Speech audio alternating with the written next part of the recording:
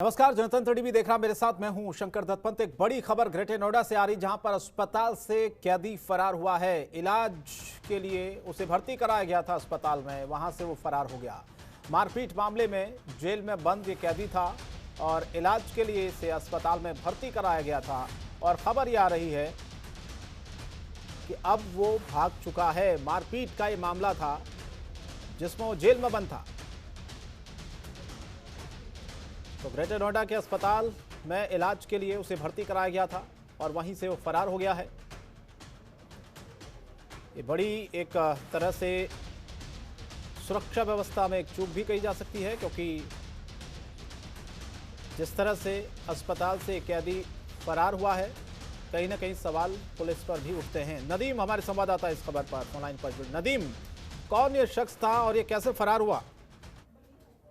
जी बिल्कुल, देखिए शंकर, मैं आपको जानकारी देना चाहता हूँ। जो पूरा मामला है ये कल रात का है, जहां पर एक बंदी को जो है तबीयत खराब हुई और उसको उल्टी की शिकायत हुई, तो जिसको जेल से इलाज के लिए अस्पताल में भर्ती कराया था, जहां जो है उपचार के दौरान जो है बंदी पुलिस को चकमा देकर मौके से फरार हो गया। जिसके बाद जो आला अधिकारी हैं वो मौके पर पहुंचे और उसकी छानबीन की, लेकिन जो बंदी है उसका कोई अभी पता नहीं चल पाया है।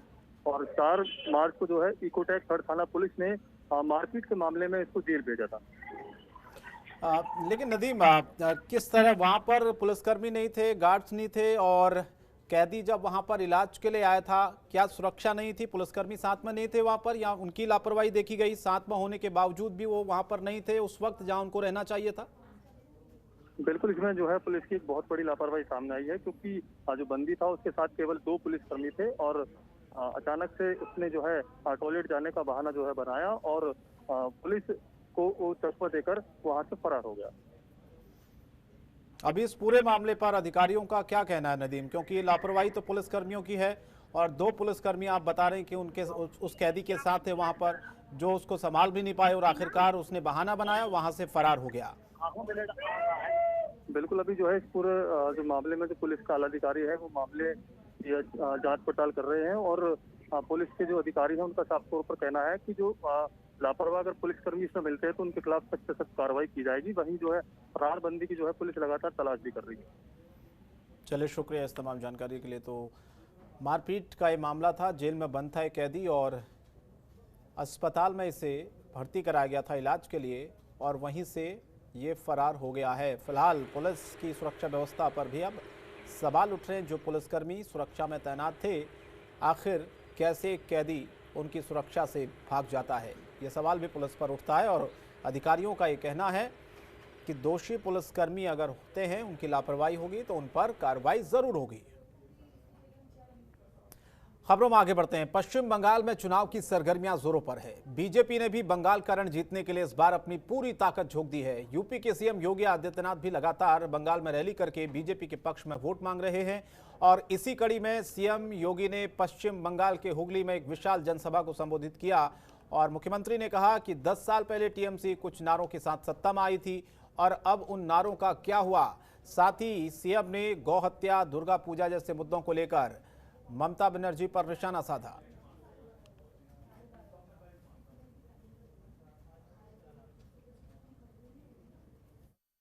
के अंदर जहां कहीं जा रहे हैं, एक ही शब्द है और वह शब्द है जय श्री राम का। भाइयों बहनों, बंगाल एक बार फिर से अंगड़ाई लेने के लिए तैयार है और मैं यही कहना चाहता हूं कि दीदी, आपने तो 10 साल पहले परिवर्तन की बात की थी। ये परिवर्तन कहां है? ये परिवर्तन तो कहीं है ही नहीं, सब खौफ गई।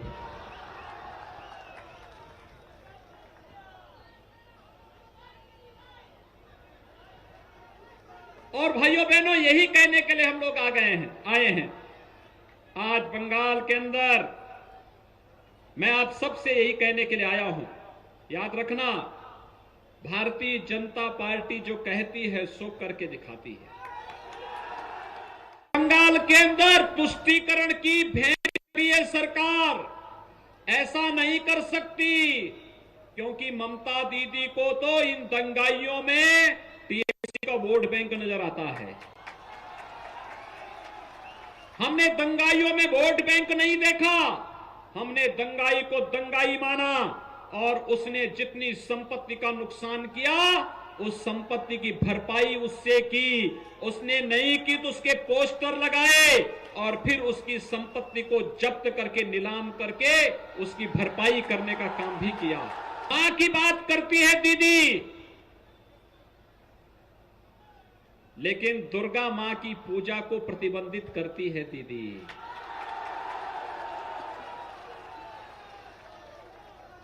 मां सरस्वती की पूजा को प्रतिबंधित करती है दीदी और गौ हत्या का समर्थन करती है दीदी। भाइयों बहनों, उत्तर प्रदेश में कोई गौ हत्या नहीं कर सकता और अगर करेगा तो जेल के अंदर जाएगा।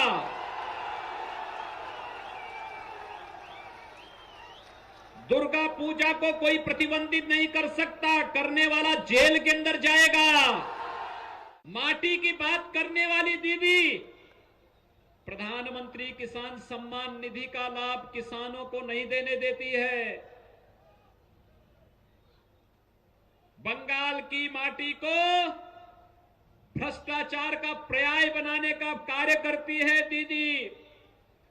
जितना पैसा मोदी जी विकास के लिए भेजते हैं, राज्य सरकार उस पैसे को या तो लगने नहीं देती है या टीएमसी के गुंडों में बंदर बांट कर देती है। जनता ठगी हुई महसूस करती है।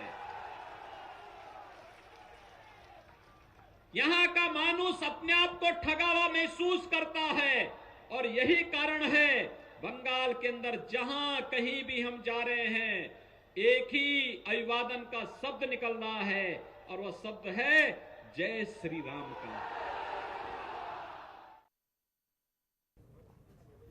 आगे बढ़ते हैं। उत्तर प्रदेश में चलने वाले कमर्शियल वाहन और उनके ड्राइवर अब पहले की अपेक्षा ज्यादा सुरक्षित हो गए हैं, क्योंकि केंद्र सरकार और उत्तर प्रदेश की सरकार ने कमर्शियल वाहन और उनके ड्राइवर को आर्थिक सुरक्षा प्रदान करने के लिए नए कदम उठा रही है। देखिए इसी पर हमारी ये खास रिपोर्ट।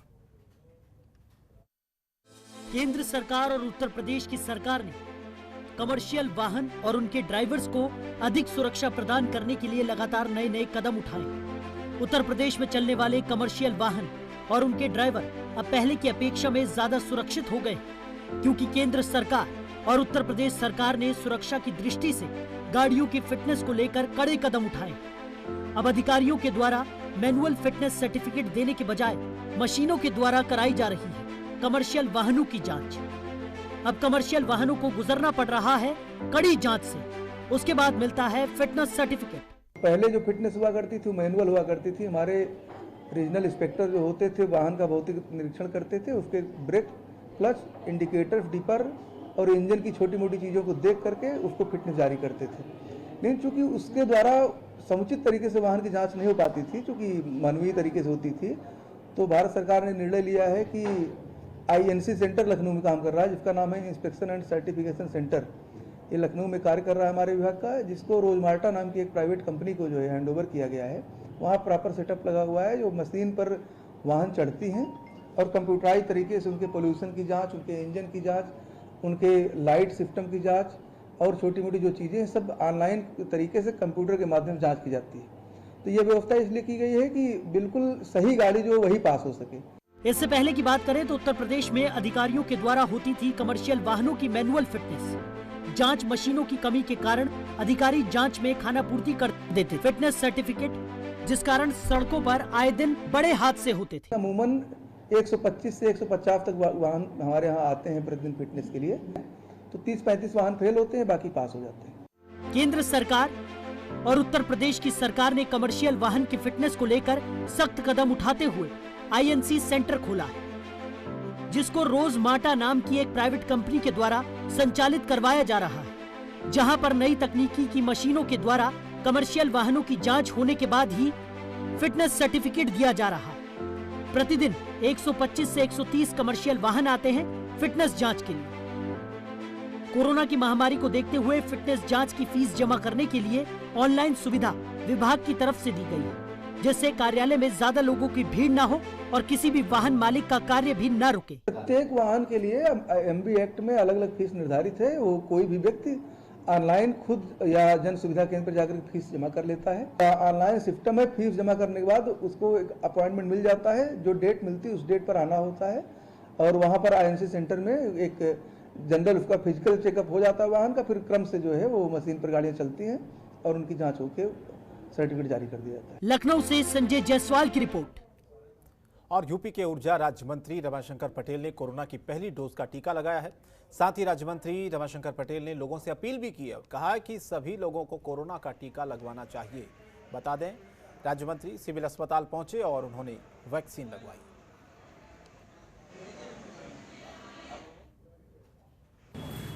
देखिए, इस कोरोना काल में कोरोना की गति बढ़ रही है, इसलिए सावधानी जरूरी है। सावधानी हटे, दुर्घटना घटे। इस परिप्रेक्ष्य में हम लोगों को कोरोना का टीका ईमानदारी से हमने हॉस्पिटल में आकर के लगवाया है और लोगों से चाहूँगा कि अधिक से अधिक संख्या में लोग अस्पताल आकर के घर पर इंतजार न करें और अस्पताल में आकर के कोरोना का टीका लगवाएं और सुरक्षित जीवन बिताएं। यही अपील। खबरों के निष्पक्ष विश्लेषण के लिए सब्सक्राइब करें Jantantra TV and press the bell icon. Never miss any update.